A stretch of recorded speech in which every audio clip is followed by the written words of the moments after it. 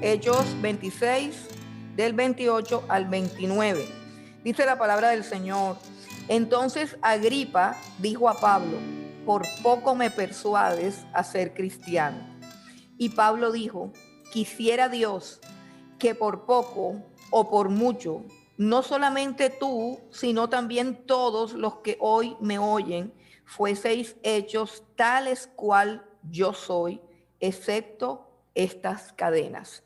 Padre, te damos gracias por tu palabra, te damos gracias por tu amor, por tu misericordia, te damos gracias por el apóstol Pablo, te damos gracias, Padre Santo, por todo lo que hiciste a través de él, Señor.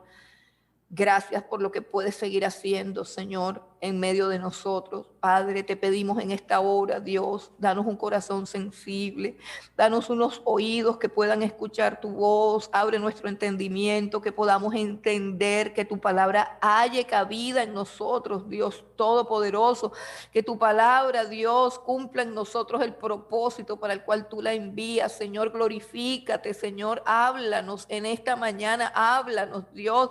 Que tu palabra nos transforme, que tu palabra nos quebrante, que tu palabra nos consuele, nos fortalezca, Señor. Que tu palabra viva y eficaz, Señor, cortante como espada de doble filo, atraviese nuestras almas, nuestros cuerpos, nuestros corazones, lo más profundo de nuestro ser, Señor. Necesitamos oír tu voz, Señor, y en esta mañana queremos presentar delante de ti una ofrenda de oídos atentos, Señor, que todo nuestro ser, nuestra mente, Señor, nuestros pensamientos, Dios, fijen toda su atención solamente en ti, Dios de la gloria. Hoy queremos escucharte a ti, Señor, porque no solamente de pan viviremos, sino de la palabra que sale de tu boca, Padre. En esta hora, Dios, te pedimos, Padre Santo, que nos hables. Y nosotros, Padre, nos rendimos a ti ante tus pies, Señor, y queremos escucharte, Señor. Que nuestros oídos sean solamente para ti, que nuestros pensamientos sean solamente para ti. En esta hora, Señor, háblanos y transfórmanos, Padre. Te damos gracias, Señor. Te bendecimos, Señor. Gracias por cada vida que va a escuchar tu palabra, Señor. Gracias, Dios. En el nombre de Jesús. Amén y amén. Bueno, en alguna ocasión, no sé si ustedes recuerdan al profeta Ananías, que fue el encargado de ir por primera vez al apóstol Pablo cuando él estaba recién convertido, había tenido su experiencia en el camino a Damasco. Y Pablo estaba orando y vio una visión, Dios le habló y le dijo: ves a tal parte que allá está uno llamado Saulo de Tarso. Y Ananías le dijo: Señor, pero tú sabes todo lo que él ha hecho a tu iglesia, tú sabes todo lo que él hace con tus santos, tú sabes que todo el mundo le teme. Y las palabras del Señor para Ananías fueron: ve, porque instrumento escogido me es este para llevar mi nombre a los gentiles y a reyes. Y yo le voy a mostrar todo lo que es necesario sufrir por mi nombre. Esa frase que Dios le dijo a Ananías: instrumento escogido me es este. Es decir, yo he escogido a Pablo para que lleve mi nombre delante de los gentiles y delante de reyes. Y le mostraré cuánto es necesario padecer por mi nombre. Los últimos capítulos del libro de Hechos tratan de cómo Dios cumplió esto en la vida del apóstol Pablo. Resulta que en este pasaje, como para ponernos en contexto de este pasaje, Pablo, tal cual como lo habían profetizado en numerosas ocasiones, Pablo llegó a Jerusalén y cuando entró al templo, algunos judíos fanáticos, extremistas, recalcitrantes, lo vieron, lo reconocieron, Inmediatamente comenzaron a gritar: este es el hombre que causa todos estos desastres, este es el hombre que quiere cambiar la ley, este es el hombre que ha profanado los santuarios de Dios. Y inmediatamente cogieron al apóstol Pablo y arrastrándolo lo sacaron del templo y se volcaron contra él y estaban dispuestos a matarlo. Eso fue entrando el apóstol Pablo en el templo y estaban golpeándolo porque se habían propuesto hacerlo morir. Gracias a Dios, un tribuno, que es una de las autoridades del pueblo, como decir el alcalde, algo así parecido, un tribuno romano, llegó rápidamente con varios centuriones, con varios soldados, y los judíos que estaban tratando de matar al apóstol Pablo inmediatamente pararon, y este tribuno romano llamado Licias procedió a arrestar al apóstol Pablo, suponiendo que se trataba de un criminal porque estaban tratando de matarlo, ¿cierto? No sé cuántos de nosotros hemos visto en nuestro contexto social cuando la policía coge a un ladrón, cuando se coge a una persona que está intentando robar algo, ¿cierto? Y cómo se vuelcan sobre él y comienzan a darle golpes, ¿cierto? Y sabemos que eso es ilícito, o sea, sabemos que eso es ilegal, que esa no es la manera de tratar a un delincuente, que hay unas leyes, que hay unas reglamentaciones en el procesamiento de todo delito, ¿cierto? Y que uno no puede volarse esos procedimientos establecidos porque todo ser humano tiene cierto derecho y tiene cierta dignidad como persona. Entonces, cuando ellos vieron que se aproximaba el tribuno, dejaron de pegarle al apóstol Pablo.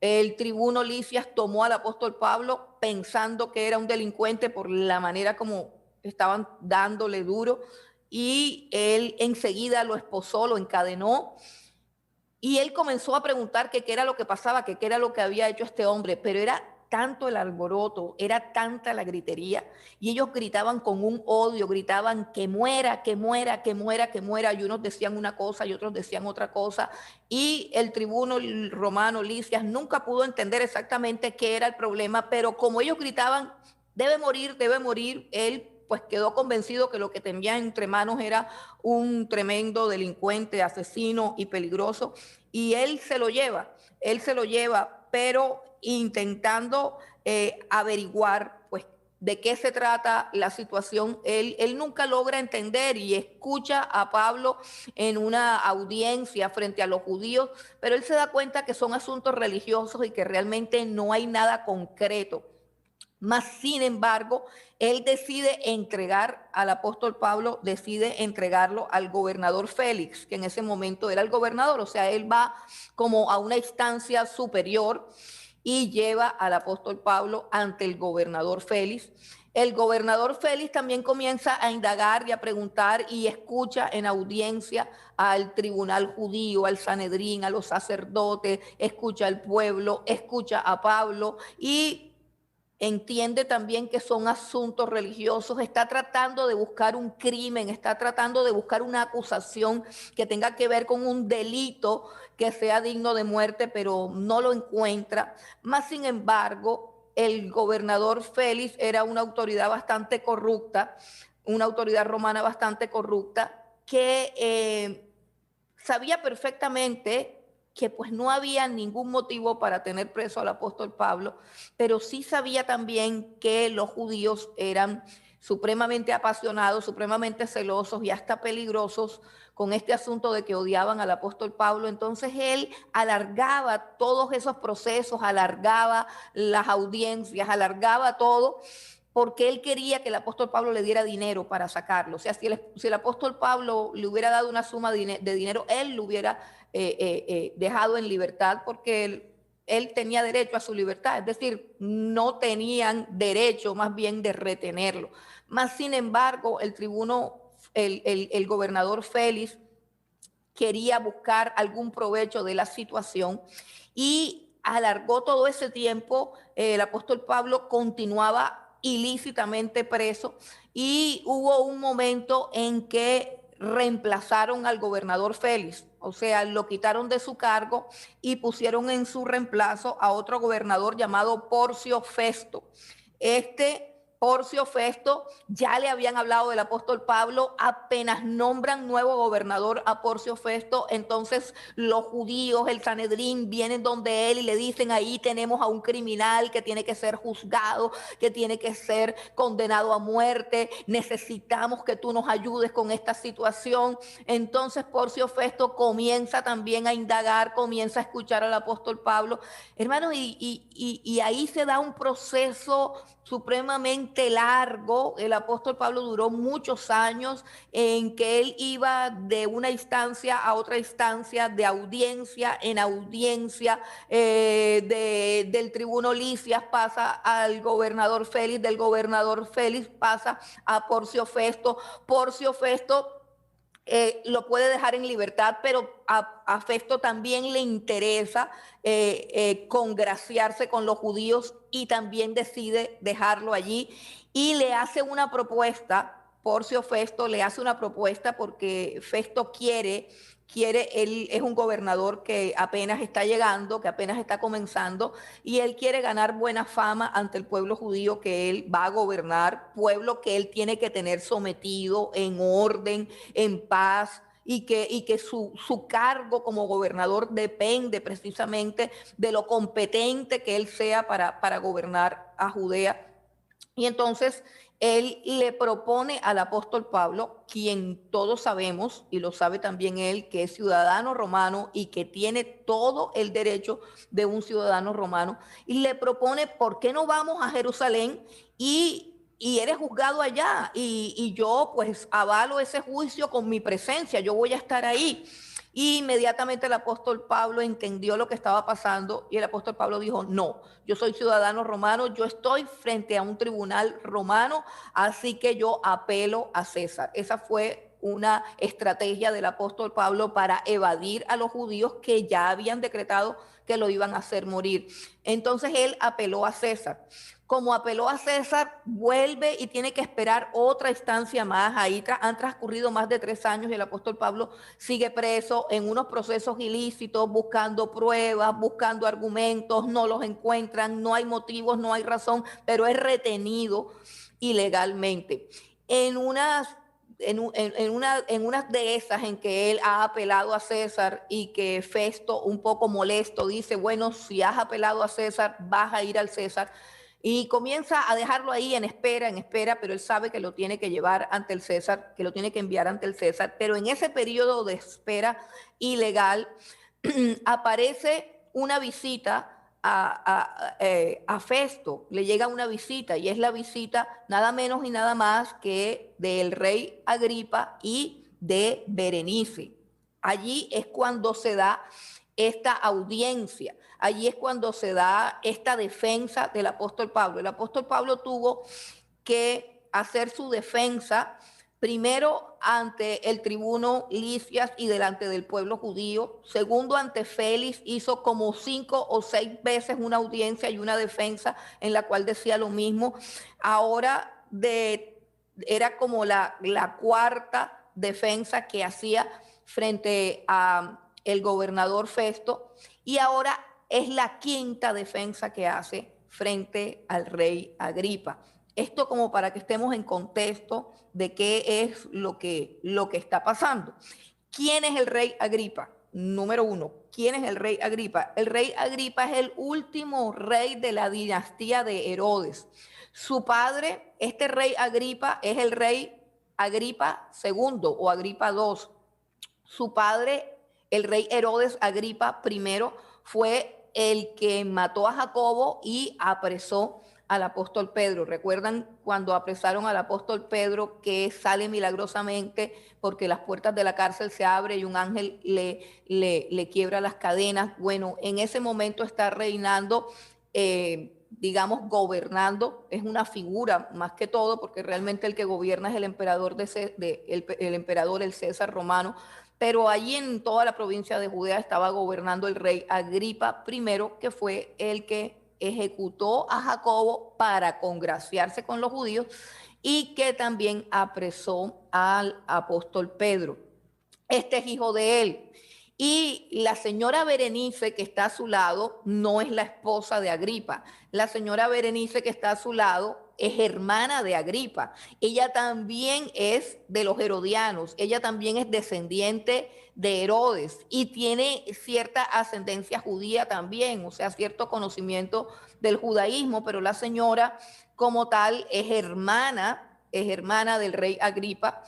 Fue amante de varios emperadores romanos, del emperador Vespasiano, del emperador Tito, pero siempre operaba como la reina consorte y se decía en Roma por los historiadores, Flavio Josefo y otros historiadores de la época, que esta Berenice tenía relaciones incestuosas con su hermano Agripa. Siempre estaban juntos y ella tenía sus amantes y todo, pero regresaba siempre al lado de su hermano. Bueno, estos son los personajes que están ahí. ¿Qué más podemos decir del rey Agripa?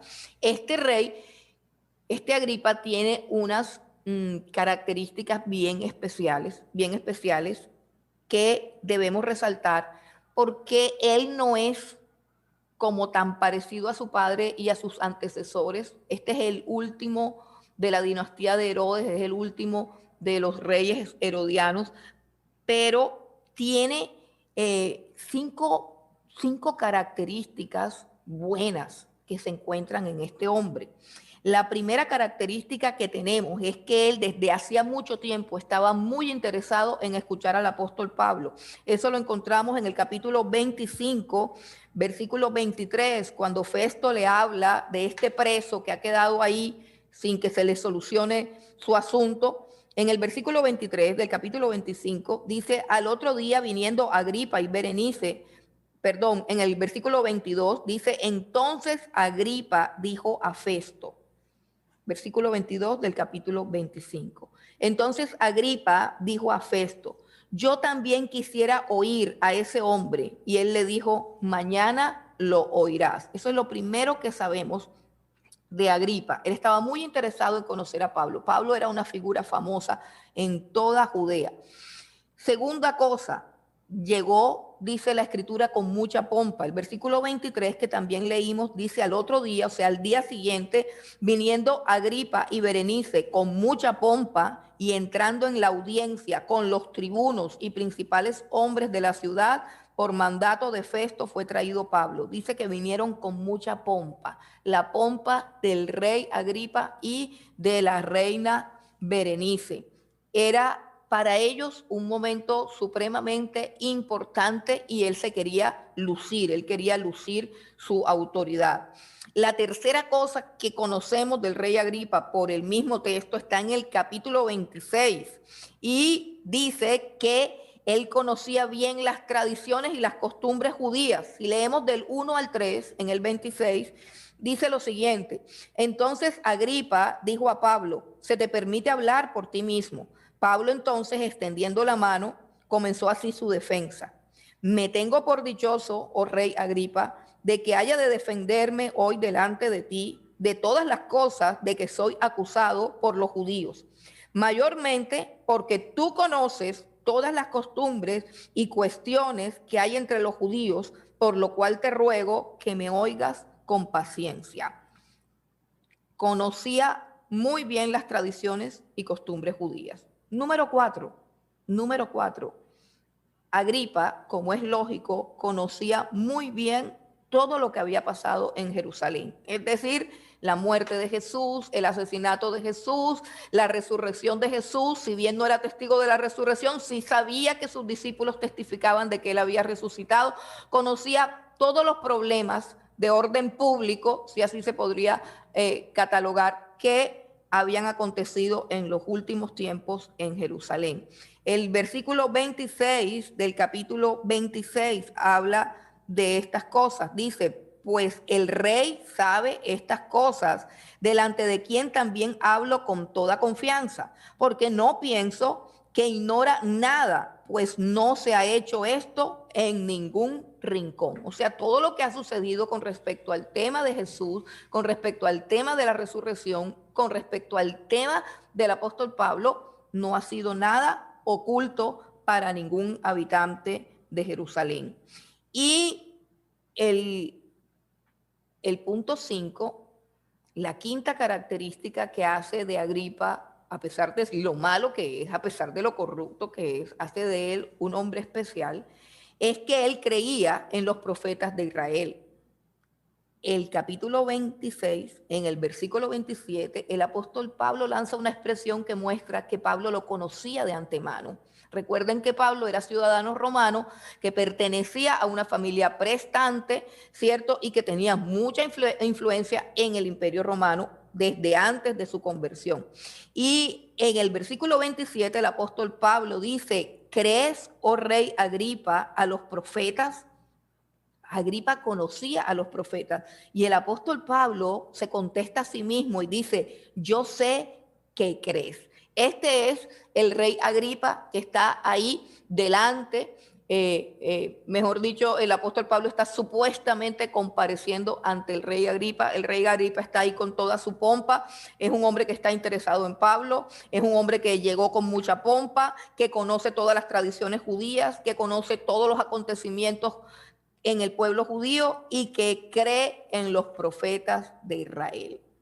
Ahora, ¿cuál es el dilema? ¿Por qué el apóstol Pablo va de audiencia en audiencia?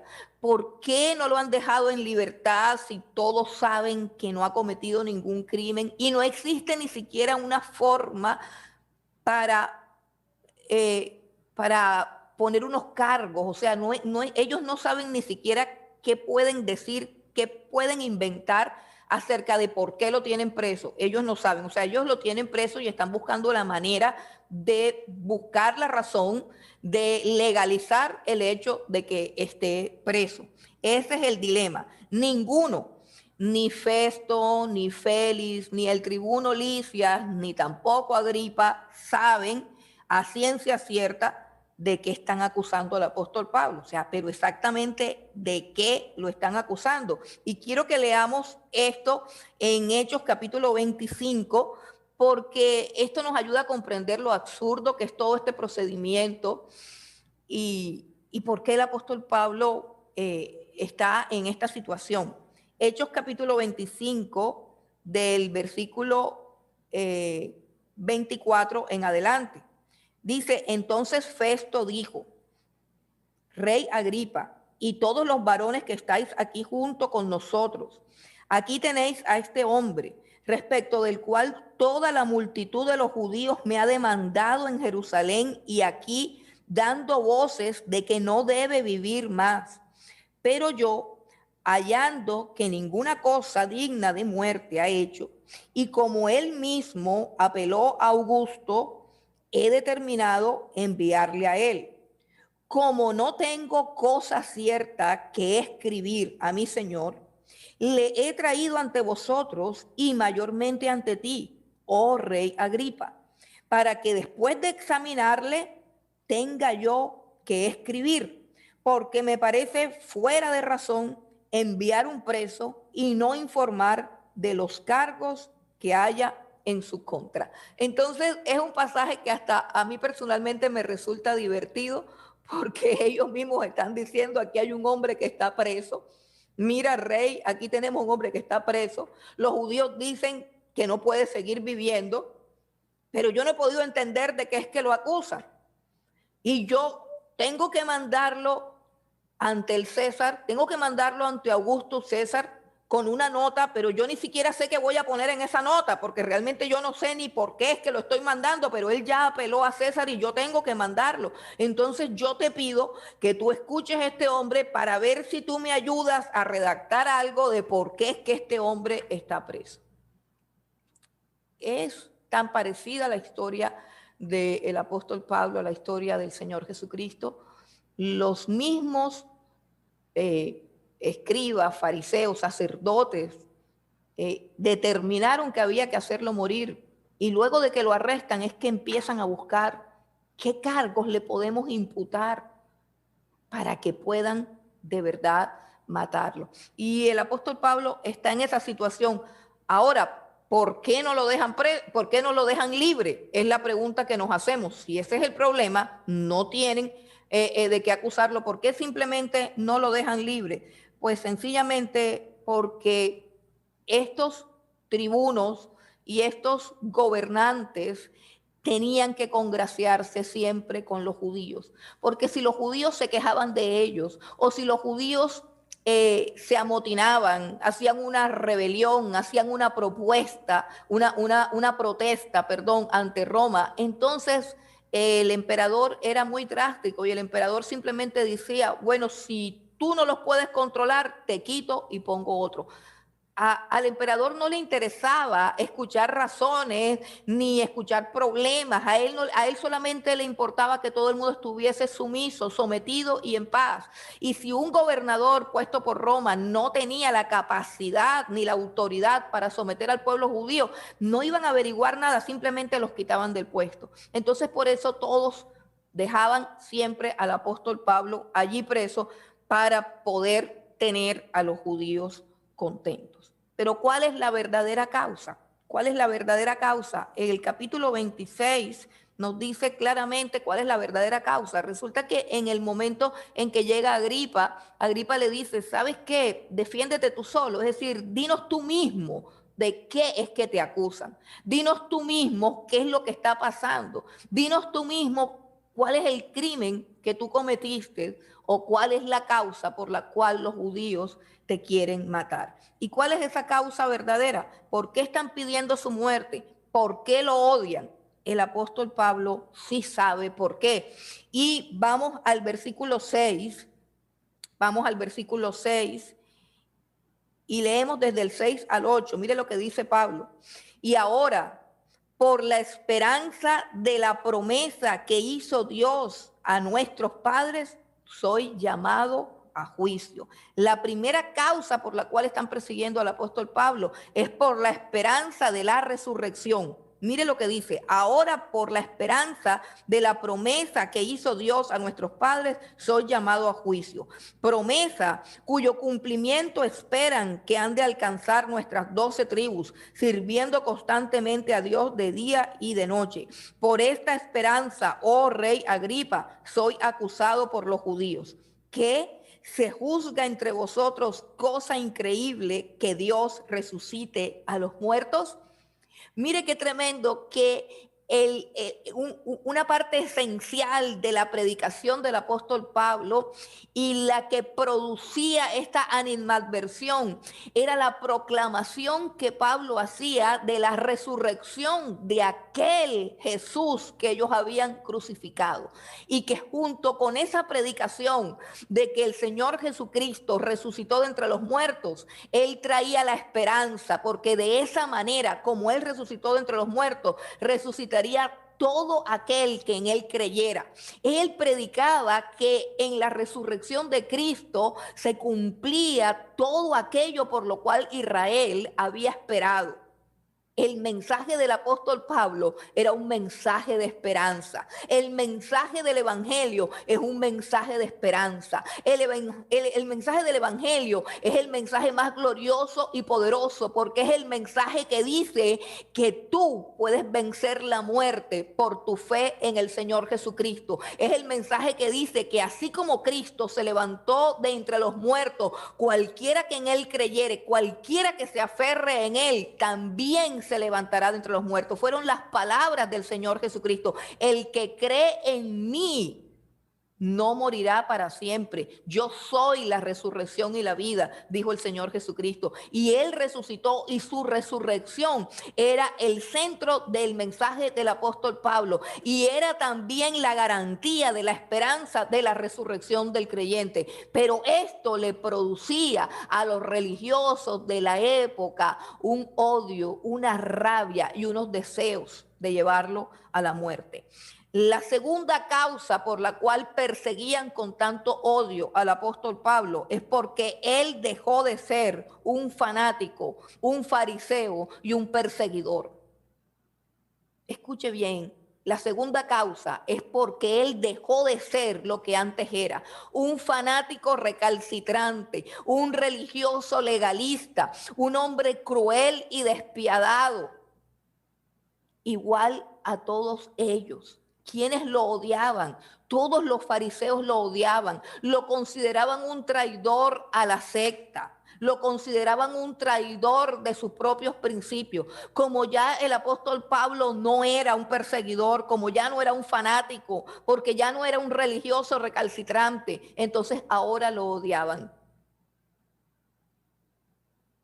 Si tú decides dejar aquello de lo cual Dios te llama para que salgas, esas personas te odiarán. Las personas con las que hacías lo malo te odiarán cuando se den cuenta que ya tú no los vas a acompañar, que ya tú no vas a hacer lo mismo. Cuando tú decides dejar el mundo, cuando tú decides dejar el pecado, cuando tú decides volverte a Cristo, hermano, los mismos, inclusive los mismos de la iglesia, si tú das un salto de la religiosidad a una relación viva con el Cristo de la gloria, con un Cristo vivo, los mismos hermanos de la congregación te van a odiar. Los mismos hermanos de la congregación te van a aborrecer porque ya no eres como ellos, porque ya no eres un religioso hipócrita, porque ahora te la estás tomando en serio. Yo siempre he contado la historia de cómo yo me convertí. Yo me convertí a través de una amiga mía en la cual vivíamos una vida como la vive cualquier persona que no se ha convertido. Y ella simplemente, la única diferencia que había entre ella y yo era que ella iba los domingos a la iglesia. Pero ella era como yo o quizás peor que yo.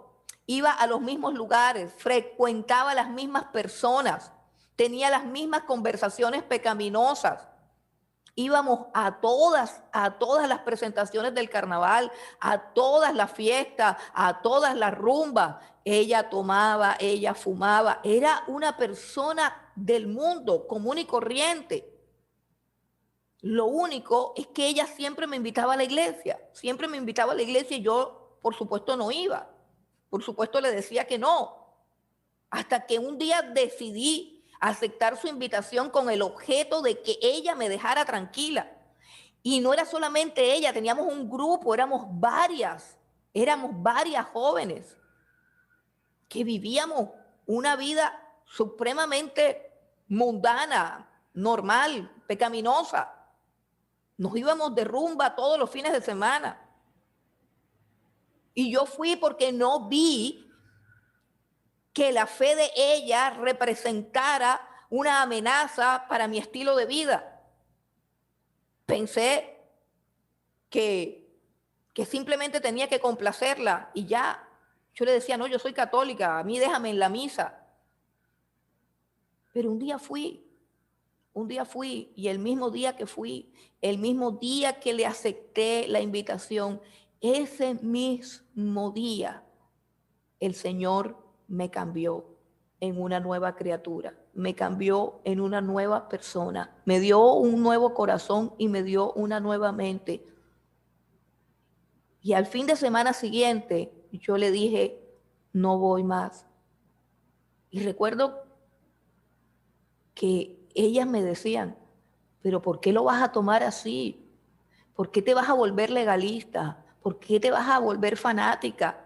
¿Por qué te vas a bautizar? Tú no estás lista para ser bautizada. Dios en su sabiduría utilizó a esa persona, pero esa amistad se acabó, esa amistad se terminó.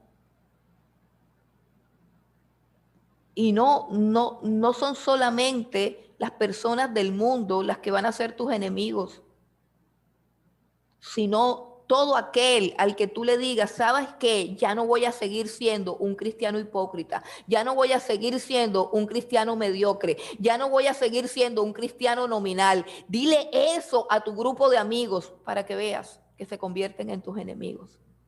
Ellos aborrecían a Pablo porque había dejado de ser lo que antes era, alguien igual a ellos. Y esa transformación del apóstol Pablo era para ellos una afrenta, era para ellos una vergüenza, era para ellos un peligro. La tercera causa, ¿por qué lo odiaban? ¿Por qué lo perseguían?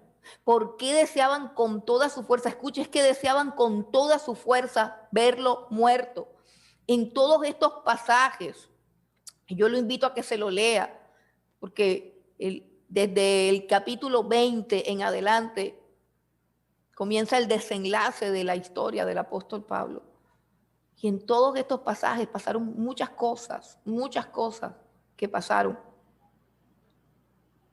que mostraban que de verdad los judíos estaban resueltos a hacerlo morir, de una manera legal o de una manera ilegal, pero estaban resueltos a hacerlo morir. ¿Por qué tanto odio? ¿Por qué tanta rabia? Una de las causas principales, o la tercera causa, que es quizás la principal, la más grande, la más fuerte, está en el versículo 18. Por lo que él hacía, o por lo que Dios hacía a través de él, por su ministerio, por el poder que tenía el ministerio del apóstol Pablo. Mire en qué consistía el ministerio del apóstol Pablo.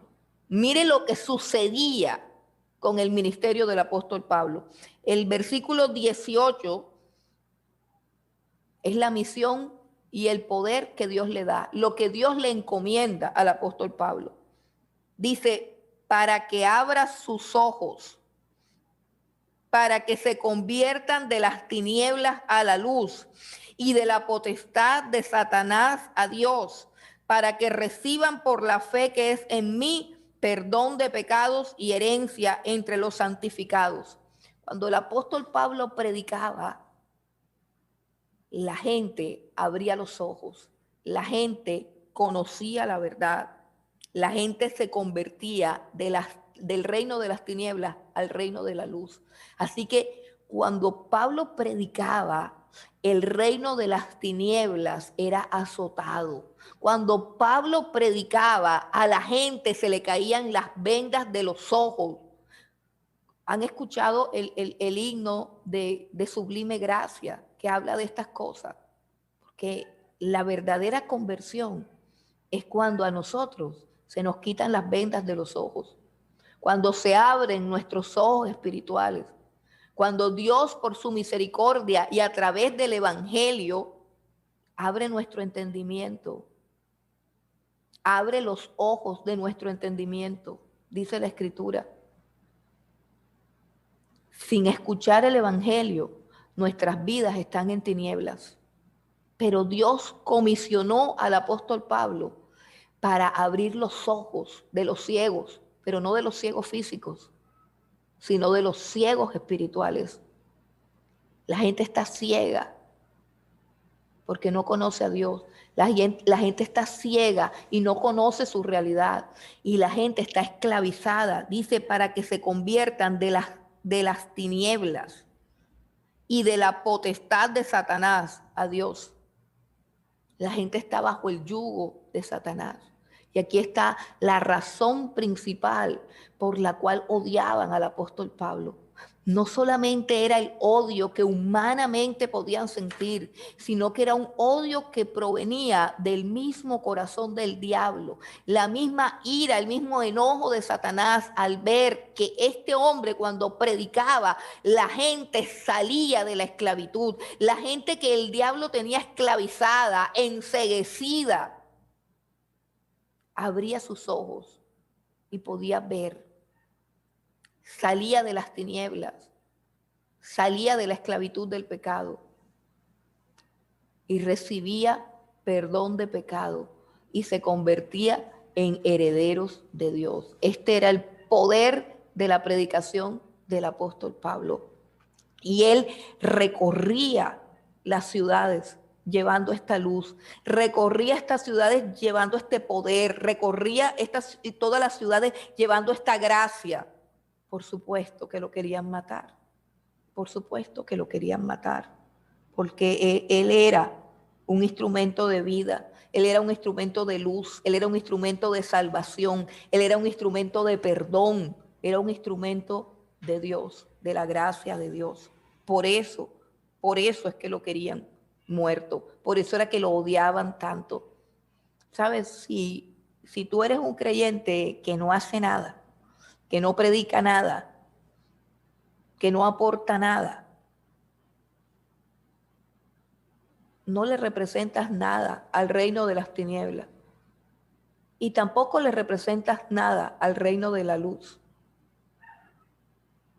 Piensa por un momento qué aporte le estás haciendo a las tinieblas. Nosotros tenemos el mismo poder del apóstol Pablo. Nosotros tenemos la misma comisión. Nosotros, todos los que estamos aquí conectados, que hemos conocido al Señor Jesucristo, tenemos la misma comisión que Dios le dio el apóstol Pablo. No, eso no es solamente con Pablo, eso es con todo aquel que tiene el evangelio del Señor Jesucristo. Dice, tú estás en esta tierra para abrir los ojos de los ciegos, y no los ojos físicos, sino los ojos espirituales. El mundo que está a tu alrededor está ciego. El mundo que está a tu alrededor es esclavo de Satanás, es esclavo de pecados y está en tinieblas. Y Dios, a través de ti y a través de la predicación del evangelio, le está ofreciendo al mundo perdón de pecados y herencia entre los santificados.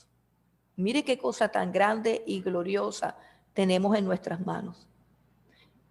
El evangelio que hemos conocido, el evangelio que nos ha sido entregado, es poder de Dios. Decía el apóstol Pablo, no me avergüenzo del evangelio porque es poder de Dios para salvar al judío y también al griego. No me avergüenzo del evangelio. Tenemos un evangelio glorioso, sí. Tenemos un evangelio poderoso. Tenemos armas poderosas de Dios para sacar a la gente de las tinieblas, para sacar a la gente de la condenación, para libertar a la gente de la esclavitud de Satanás, para permitir que Dios pueda perdonar sus pecados y hacerlo heredero con todos los santos. Ese es nuestro evangelio. Cuán grande y cuán glorioso es el evangelio. Si lo tenemos oculto, si lo tenemos callado, si lo tenemos encerrado, si lo tenemos apagado, estamos cometiendo un delito, estamos cometiendo un crimen. Dios dijo, nosotros somos la luz del mundo, nosotros somos la sal de la tierra. Es tiempo de predicar el evangelio, es tiempo de predicar el evangelio. Ahora volvamos a nuestro texto, ahora sí, y miremos el contraste que hay entre estas dos personas.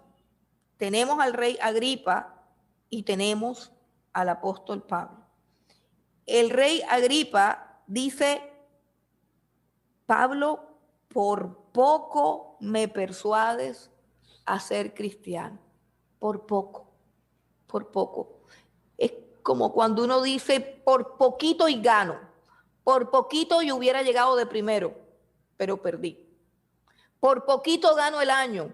Me faltaron 5 décimas para ganar la materia, pero la perdiste. Fue muy poquito lo que te faltó, pero la perdiste. Yo recuerdo en la mediocridad, cuando en la universidad o en el colegio, ¿cierto? Se peleaba por llegar al 3, ¿cierto?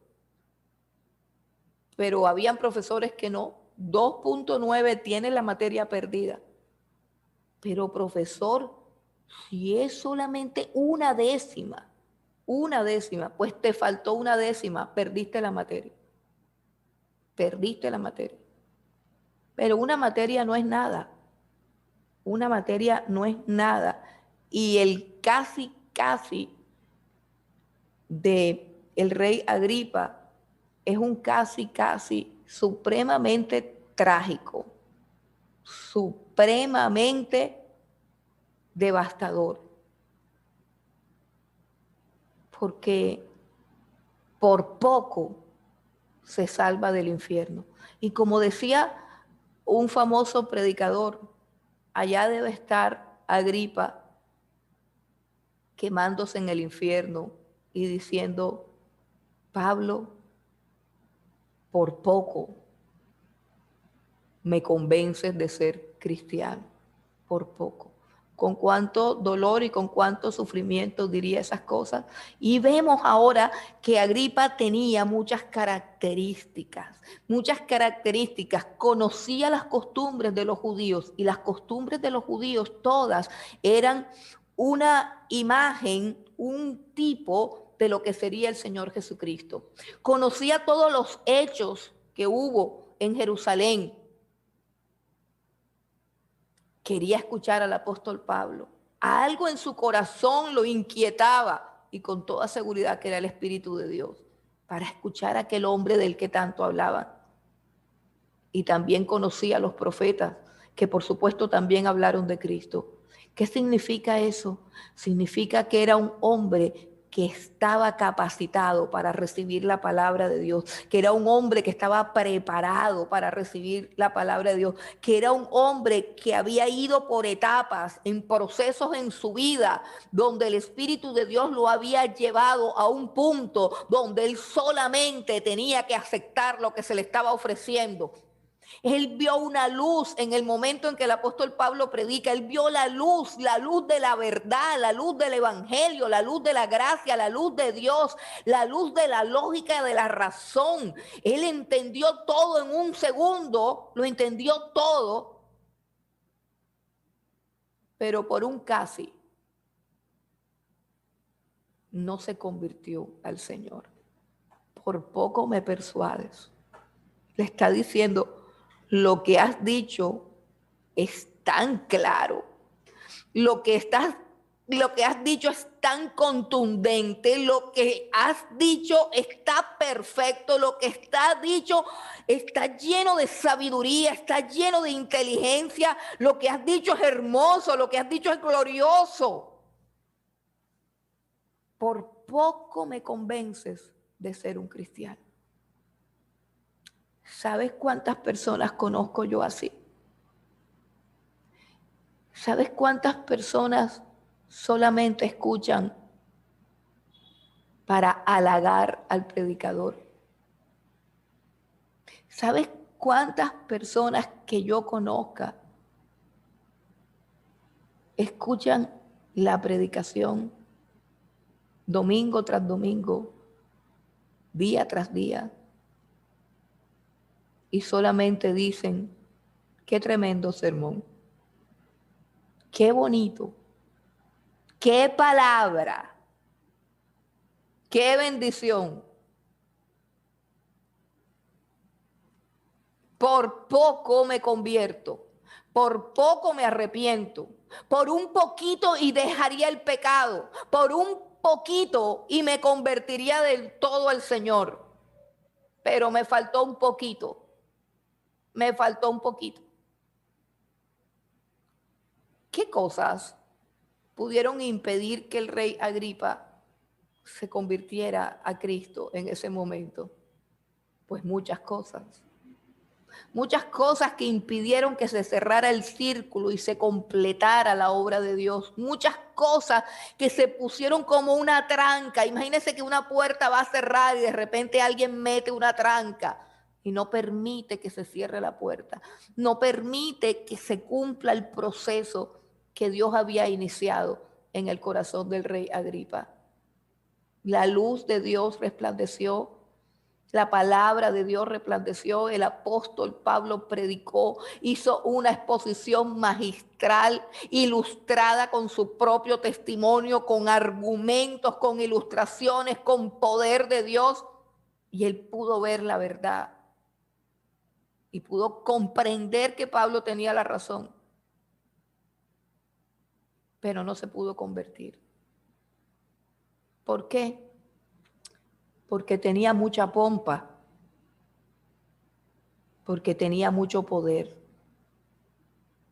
porque tenía alrededor muchísimas personas que lo estaban adulando, muchísimas personas que lo estaban lisonjeando.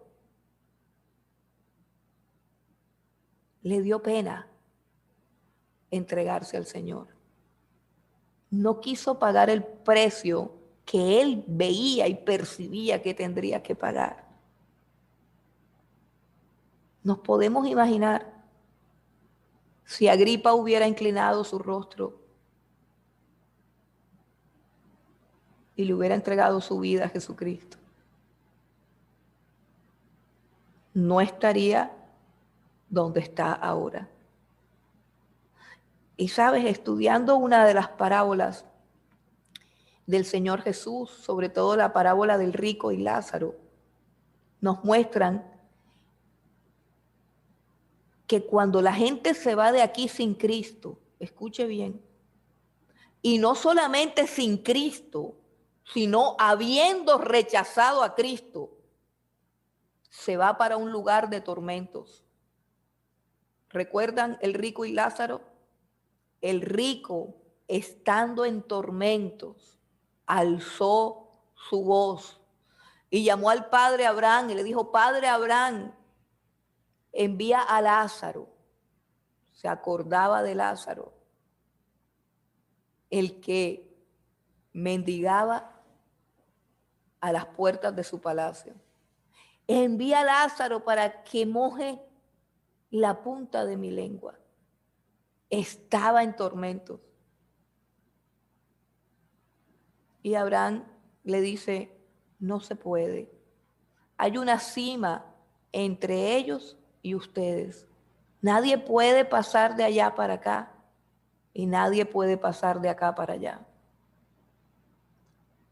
Padre Abraham, entonces envía a alguien, a mis hermanos. Yo no quiero que mis hermanos vengan a este lugar. Mis hermanos están tan engañados como yo estaba. Mis hermanos están tan ignorantes como yo estaba. Yo no quiero que mi familia venga acá. Si yo me tengo que podrir en este infierno, que no vengan mis hijos, que no venga mi esposa, que no vengan mis hermanos. Ahí sí se acordó de que tenía una familia perdida. ¿Y sabe qué es lo más triste que yo veo del infierno ahí? Que a uno no se le va la memoria. El que llega al infierno se acuerda perpetuamente de todos sus errores. El que llega al infierno es atormentado no solamente por la llama que nunca se apaga y por el gusano que nunca se muere. El que llega al infierno es atormentado por su conciencia, que le muestra cuántas veces tuvo ahí mismo la salvación y cuántas veces la despreció y de ella se burló. Le muestra cuántas veces Dios le habló y cuántas veces cerró sus oídos y endureció su corazón. Creo que eso es lo más tormentoso del infierno. Creo que lo que más le duele al rey Agripa es la imagen del apóstol Pablo que quedó grabada en su memoria. Las palabras penetrantes del apóstol Pablo en sus oídos. Y ahora quemándose en ese lugar de tormento, porque está en el lugar de tormento, Agripa, porque casi se hace cristiano, pero no lo logró. Y allí, en ese lugar de tormento, piensa cuán ridículo se veía con toda su pompa, cuán torpe fue al menospreciar a Pablo. Ahora se está quemando en el infierno. ¿Y de qué le sirven sus vestidos? Quizás a su lado también está Berenice, y quizás a su lado también está Licias, y quizás también están todos, y quién sabe quién más sufre, y todos están acordando de que el apóstol Pablo les predicó miles de veces el evangelio que los ha podido librar de ese infierno. Porque la Biblia dice, y esta es la condenación, que la luz vino al mundo, Cristo vino al mundo, pero los hombres amaron más las tinieblas que la luz, porque sus obras eran malas. Eso quiere decir que Agripa vio la luz y supo que esa era la luz y supo que esa era la verdad, pero las prácticas pecaminosas, oscuras de él, le parecieron mejores que abrazar esa luz y que obedecer esa verdad. Cuán triste es la historia de Agripa. Cuán miserable es su vida. Estuvo allí en un momento glorioso. Él pensaba que él era el que estaba juzgando a Pablo. Él pensaba que en ese momento él juzgaba a Pablo. Pero era Dios el que lo juzgaba a él. Porque fue idea de Dios llevar a Pablo a ese lugar. Porque fue propósito eterno de Dios. Instrumento escogido me es este para llevar mi nombre delante de los gentiles y delante de los reyes.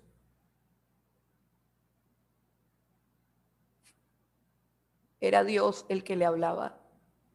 Era Dios el que le decía: Agripa, esta es la verdad. Agripa, este es el camino de la salvación. Agripa, te estoy mostrando la luz en medio de tus tinieblas. Pero Agripa, en ese momento, casi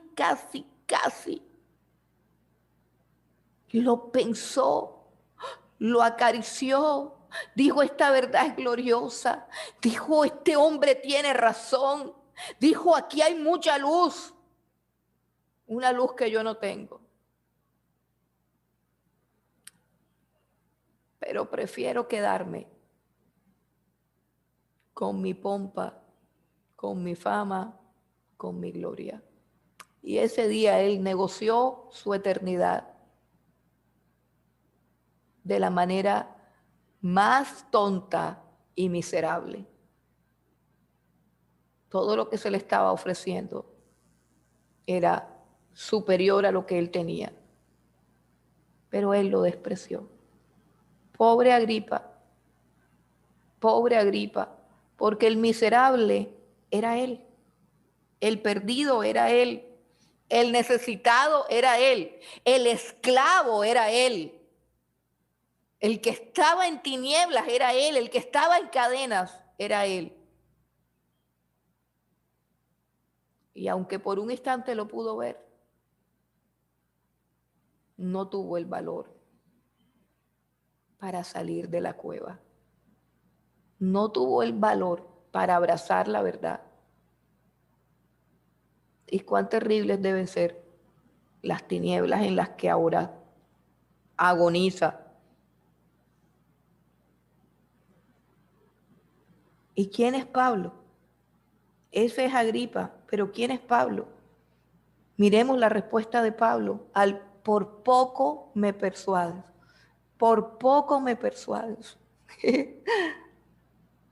Dice el apóstol Pablo: quisiera Dios que por poco o por mucho, no solamente tú, sino también todos los que hoy me oyen, fuesen hechos tal cual yo soy, excepto por estas cadenas. He aquí un hombre que es libre. He aquí un hombre verdadero, un hombre que no quiere ser como nadie más. Hay tantas personas que quieren ser como otros. Hay tantas personas que cambiarían tantas cosas de sus vidas. Hay tantas personas que dicen: si yo fuera de tal manera, si yo fuera de otra manera. Pero aquí hay un hombre preso que dice: estoy feliz de ser lo que soy. El apóstol Pablo le escribió a Timoteo en Primera de Timoteo capítulo 1.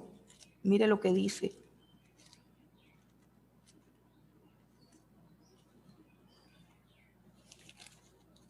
Primera de Timoteo, capítulo 1, versículo 12, dice: doy gracias al que me fortaleció, a Cristo Jesús, nuestro Señor, porque me tuvo por fiel, poniéndome en el ministerio, habiendo yo sido antes blasfemo, perseguidor e injuriador, mas fui recibido a misericordia porque lo hice por ignorancia, en incredulidad. Aquí hay un hombre que no quiere volver a ser lo que en el pasado fue. Aquí hay un hombre que no quiere ser diferente a lo que ahora es. Aquí hay un hombre que está satisfecho de lo que él es. Aquí hay un hombre que siente compasión de las personas que no son como él es. Y nosotros los cristianos haciendo cursitos psicológicos de autoestima. Y nosotros los cristianos yendo al psicólogo porque tenemos depresión. Y nosotros los cristianos estamos viviendo hasta pastores que se suicidan. Gente que no quiere seguir viviendo. Gente que se siente miserable. Gente que se siente poca cosa. Gente que se cambiaría el color del pelo, de la piel, de los ojos. Y el apóstol Pablo dice, ojalá, Agripa, tú fueras como yo soy. ¡Qué palabras! Hermano, qué palabra, qué cierre de discurso. Le dijo a todos, a los tribunos, a todos los que estaban ahí, a los soldados, todos pudieron escuchar. Ojalá todos ustedes, por poco o por mucho, fuesen hechos tal cual como yo soy. Un hombre pleno, un hombre libre. ¿Sabes lo que él escribió estando en la cárcel? Lo estamos estudiando en Efesios. Bendito sea el Dios y Padre de nuestro Señor Jesucristo, que nos bendijo con toda bendición espiritual en los lugares celestiales en Cristo, según nos escogió en Él antes de la fundación del mundo para que fuésemos santos y sin mancha delante de Él. En amor nos predestinó para ser adoptados como hijos suyos según el puro afecto de su voluntad, para la alabanza de la gloria de su gracia, con la cual nos hizo aceptos en el amado, la cual hizo sobreabundar en nosotros en toda sabiduría e inteligencia espiritual, dándonos a conocer el misterio de su voluntad. Nos selló con su Santo Espíritu, nos redimió con su sangre, y nos espera allá arriba en gloria. Ojalá todos los que hoy escuchamos esta palabra podamos ser hechos como el apóstol Pablo. Ojalá todos los que escuchan hoy esta palabra sean libres del pecado, libres de la esclavitud, libres de los complejos, libres de la miseria, libres del miedo, libres de la enfermedad.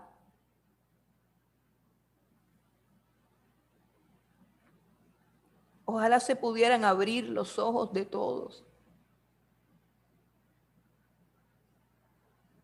Dice el apóstol Pablo, por esta causa doblo mis rodillas, para que el Dios y Padre de nuestro Señor Jesucristo, de en quien toma nombre toda familia en la tierra, dice, os dé espíritu de sabiduría y de revelación en el conocimiento de Él, alumbre los ojos de su entendimiento para que puedas entender cuál es la esperanza a la que Él te ha llamado, cuáles las riquezas de su gloria y cuál la supereminente grandeza de su poder que opera en tu vida y en la vida y que resucitó a Cristo de entre los muertos. Ojalá lo pudiéramos entender. Ojalá la misma luz que alumbró a Pablo nos alumbre por siempre. Ojalá que la luz que por un instante alumbró a Agripa nos alumbre a nosotros por toda la eternidad. Creo y sigo creyendo que después del Señor Jesucristo, Pablo es el hombre más grande que ha pisado esta tierra. Y en cuanto a sus cadenas, porque él dijo, ojalá todos fueran como yo soy, excepto estas cadenas. Sabes, tenía poquito tiempo de estar preso y no había entendido el valor de sus cadenas. No había entendido que sus cadenas no lo limitaban, que sus cadenas no lo disminuían, que al contrario, sus cadenas hacían parte de su gloria. Sus cadenas hacían parte de los privilegios que Dios le había dado. En ese momento, cuando Pablo dice, ojalá todos sean como yo soy, menos por estas cadenas. Tiene cadenas en sus manos. Tiene cadenas. Pero él no sabe lo que significan esas cadenas.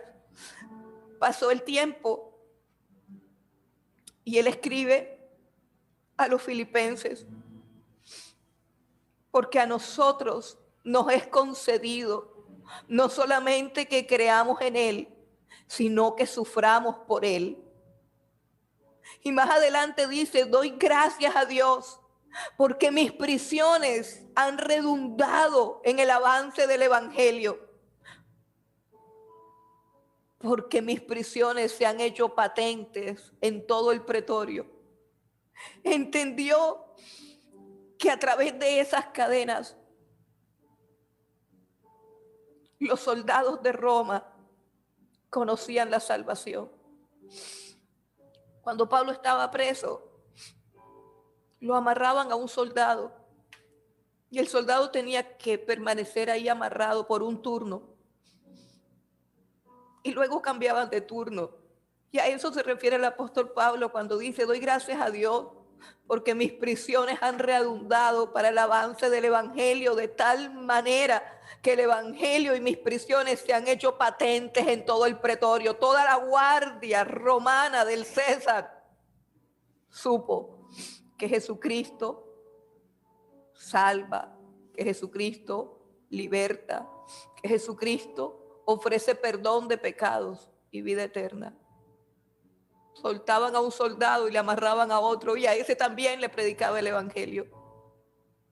Fue más adelante que él entendió que tenía que gloriarse de sus debilidades. Y escribió diciendo, si de algo me voy a gloriar, es de mis debilidades. Porque cuando yo soy débil, reposa sobre mí el poder de Dios. Y dice, y ahora me gozo en lo que padezco por causa de Cristo y por causa de su iglesia. Más adelante él supo que estas cadenas no le restaban dignidad, no le restaban honra, no le restaban grandeza, no le restaban autoridad, no le restaban poder. Al contrario, le añadían más de la gloria de Dios en él. ¿Cómo quieres ser? Dime cómo quieres ser, cómo quieres que sienta tu corazón. ¿Quieres ser un cristiano por poco? Por poco soy como Pablo. Por poco soy como un cristiano. ¿Quieres ser un cristiano a medias?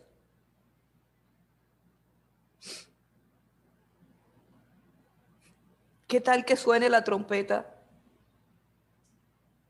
y por poco te quedes? Estás casi listo para irte con el Señor, pero ¿qué tal que por poco no te vayas con Dios? ¿Qué tal que suene la trompeta y por poquito y te quedas?